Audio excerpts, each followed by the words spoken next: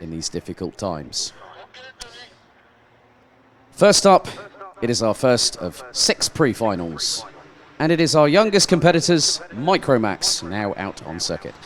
Your grid for the pre-final on Sunday, August 2nd, is as follows.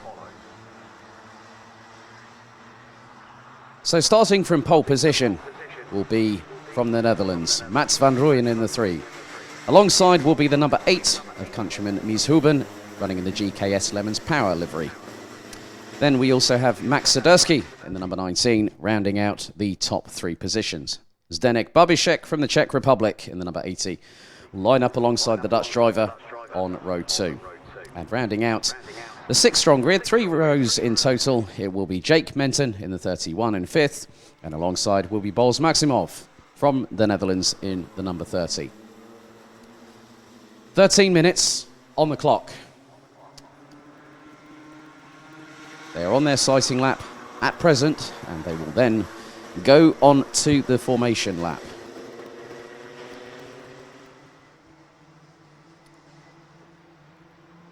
So this is where the real test for any driver at the business end of any weekend gets underway.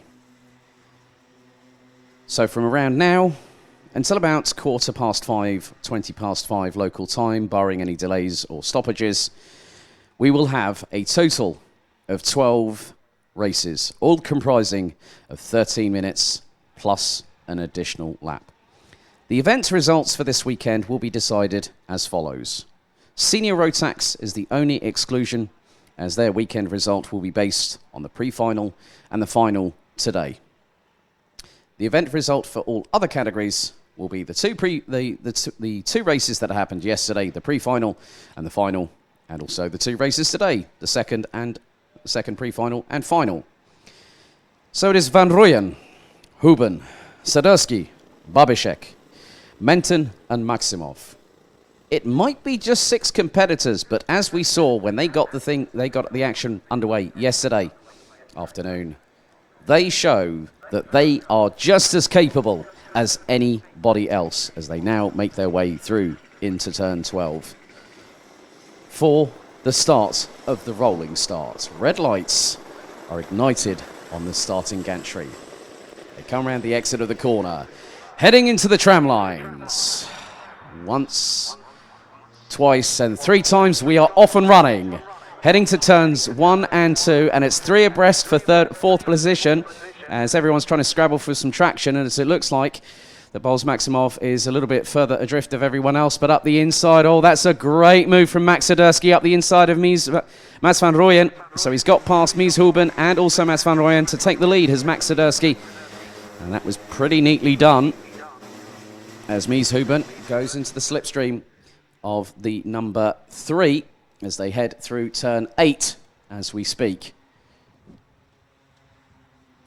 So the sunshine returns after the overcast skies we had this morning for the Senior Rotax second chance heat and also the 5 qualifying sessions.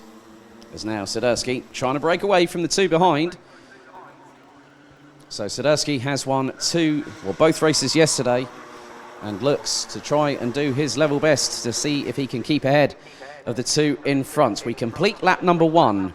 And Max Sadurski takes a quick glance over the right shoulder, make that 3 glances in quick succession as Bols Maximov trying to go up the inside and gets past Jake Menton for turn 2.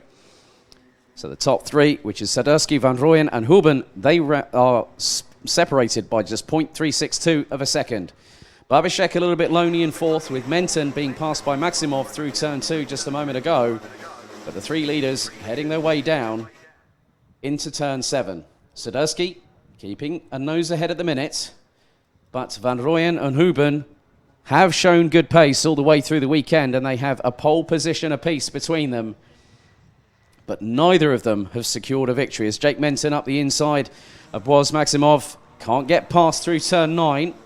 Took a bit of curb there, unsettled the back end of the kart as they now come through turn 11. As the leaders now make their way through turn 12, we go on to what will be lap number 3 of this race. Sadurski now has a lead of 0.165, so the two behind are quickly closing on the back bumper of the number 19, with Mats van Rooyen and Mies Huben trying to hustle their carts all the way through turns 2. Now into 3 and into 4. Maximov at the back of the field trying to fend off Jake Menton for P5. Great little battles between these young competitors as Jake Menton goes towards the inside of Boz Maximov through into turn 6 but can't get through. Maximov starts pulling away, then Menton closes up into the braking zone. But the biggest development starting to show is that the top 3 are pretty much interlocked, not by wheels I might add, but they are interlocked into a battle. We've had just under 3 minutes of this race completed. So a total of 26 minutes plus 2 additional laps for all categories this afternoon. Lap number 3 now in the books. Swiderski leads. Van Rooyen and Huben make it a Dutch 1-2-3 at the moment as Van Rooyen tries to go towards the inside, jinks to the outside, and then Swiderski takes a wider line through turn 2 to cut the door off shut the door quickly. As Menton still battling away with Maximov. Babishek from the Czech Republic still pretty much very lonesome in P4 as Huben now bump drafting on the back of Van Rooyen. As again, you can just see how much these 3 drivers at the front are willing to get the upper hand. And Swiderski at the moment still has the upper hand initially, but not by much. It's like literally a very thin thread on a piece of string that he's leading this race by, as they now come out quite quickly out of turn 11. Through into turn 12, the 3 leaders are pretty much line astern. You can't really put much between them, as now Mies Huben drops a bit back off of Van Rooyen, who closes up very, very quickly to Max Swiderski into turns 1 and 2. Swiderski at the moment still defending. And it is a case of, how come I'm not getting away, is the question he's probably asking right about now. Because they've been running a 1:02.635 on the best time for Swiderski. He's actually the slowest out of the top 3, but by only 7 thousandths of a second, as Van Rooyen again looks up the inside of the number 19 going into turn 7. Now into the right-hander at 8. Into the left at 9. And you can see that Van Rooyen is trying to sort of do the sort of like the dummying tactics here, as if to try and force an unforced error or a mistake from Max Swiderski. But Swiderski in the 19, quite clearly not having any of it at the moment, but they are taking off into the distance ahead of Babishek from the Czech Republic, who is still in P4 at the moment. About 2.4 seconds off of this battle. It might be a bit further extended this time, around 3 seconds between, as Mies Huben sends it up the inside of Mats van Rooyen for P2. Neatly done by the GKS Lemons Power driver through the apex of the corner and manages to make the move complete by turn 3. Now, Mies Huben will want to get to the front of the field and was the quickest out of the top 3. Now on the back bumper of the number 19 is the number 8 as they now head into turn number 8.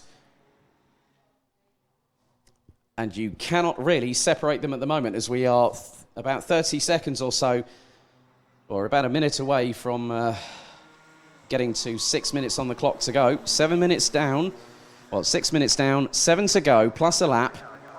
Swiderski still leading. Babishek was 3 seconds adrift last time around, as the top 3 are about 0.6 of a second, all 3 of them faster than the Czech driver, as again Swiderski leading the way, having started from 3rd position, jumped up into the lead very, very quickly, past the 2 behind, with now Huben having a slight upper hand on Mats van Rooyen. There is the battle between Jake Menton, who is now, and Boz Maximov, with the former getting past the latter for 5th place. So a great little battle at the back end of the field.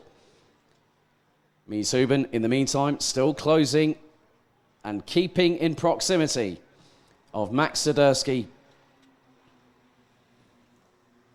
So just over 6 minutes to go in this race. And it is still very much undecided. As now, again, Van Rooyen looking towards the inside through turn 10 on Mies Huben. Can't really see an opportunity there, but keeps in the toe and keeps waiting for that chance to strike. It's not a case of if, it is a case of when that will happen. And this is very much a bit like cadet racing. Oh no, as I say that, Mats van Rooyen sends it up the inside to retake P2 from Mies Huben. So this is very much like, there's a category in the UK called cadets, round about the sort of same age group, I would imagine, or nigh on, of these youngsters. And you always find that there'll be a pack at the front of the field. And what will happen with that pack is they will work together to get away from the rest of the field, which is what they are doing. The gap between them now, which is Mies Huben. Well, it was originally Mats van Rooyen before he sent it up the inside of Mies Huben on turn 2 a few moments ago. They are 3.9 seconds ahead of Zdeněk Babešek as Boaz Maximov gets past Jake Menton again to the battle for P5. Still very much alive here as we head into the last 4 minutes and 43 seconds plus an additional lap. Swiderski still keeping that lead, and you can just see he's taking the slightest amount of glances over the right shoulder. Now, let's be completely honest. If you get into a single-seater, you will have mirrors. In karting, you have to use spatial awareness and sheer blind instinct and see or hear or anticipate. And those are three things that a racing driver in karting definitely must need as part of their skill set. And that is something that they learn in their formative years. So this cat and mouse game, which has now started to sort of elongate rather than concertina as it has been for the majority of this race as we head into the last 4 minutes. Max Swiderski now pulling away. Great work by Boaz Maximov to keep ahead of Jake Menton. Is going to try and look up the inside of turn 9. Nearly goes side by side with the number 30 coming out of the corner. And then Boaz Maximov looks to the right and thinks, where is this guy? And as they come through turn 10 and into the left at 11, and Jake Menton really trying his best to get up the inside and takes a tighter line, but Maximov does a really good sweep back. Oh, and he clips the curbs on the inside coming out of turn 12 and spins onto the grass. So that gives Jake Menton a crystal clear country mile ahead of the number 30, because it was just the way that Maximov was building to that move, and it's just the curbs just unsettled the back end of the kart, caught the number 30 into a tailspin, as up at the front of the field, Mies Huben has meanwhile retaken second position. So Max Swiderski can sense that with just under 3 minutes plus an additional lap remaining in this first pre-final, the first of 6 this very afternoon, to have an opportunity to say, right, I know that when they start to battle with me, I might feel it coming, not see it coming. There's a difference between having, flying by the seat of your pants, as Mies Huben now senses the time, goes past Max Swiderski, who instantly counter-attacks through into the halfway point of turn 1 and gets the move done on the exit of turn number 2. This is pretty clean, fair racing at the top 3. But Swiderski had that killer instinct, and you can see that when a driver goes, I'm sorry, you won't be passing me, but Mies Huben has other ideas and sends it up the inside of Max Swiderski through into turn number 7 and gets the move done before they even hit the entrance for turn 8. But now the race is well and truly on, as Swiderski is going to try and fend off. He's looking towards the inside of Mies Huben up into turn 10. The 19 goes up the inside, a little clatter on the right front corner of the number 8 from the Netherlands, and Max Swiderski retakes the lead through turn 10. Mats van Rooyen just behind, and now there is a couple of kart lengths between first and second position, but they get ever closer going into turns 1 and 2. Swiderski trying to hold on. He's won 2 races yesterday, and the way things are going, we still have about 75 seconds plus an additional lap in this race still to go. So Swiderski, Huben, Van Rooyen.